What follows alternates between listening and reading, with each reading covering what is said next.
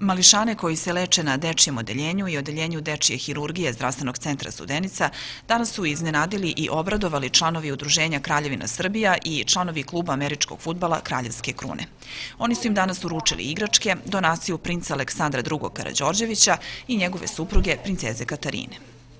Ove godine slavimo i 900 godina od rođenja Svetog Simeona, koji je začetnik Svete rode Loze Nemanjića, pa smo rešili da naš podmladak Kraljeva omladina tim povodom uz pomoć njenog veličanstva, princeze Katarine, odnosno njene fondacije, naše najmlađe sugrađane koji u ovim trenucima kada nisu u svojim domovima obraduje koliko toliko možemo i podelimo igračke iz fondacije njenog veličanstva. Mi smo danas došli ovde da pomognemo Udruženju Kraljevine Srbije u donaciji.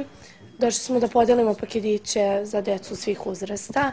Mislim da je ovo stvarno jedan lep i human gest i smatram da bi svi trebali da se priključe ovoj akciji. Organizatori današnje akcije istakli su da je to samo jedan u nizu humanitarnih gestova koje oni organizuju tokom čitave godine. Tako članovi Udruženja Kraljevina Srbija, koji gradski odbor imaju i u Kraljevu, već krajem ovog meseca najavljuju tribinu o značaju ustavnih monarhija. Tribini će prisustvovati i sami članovi porodice Karađorđević, a bit će održana u našem gradu krajem ovog meseca.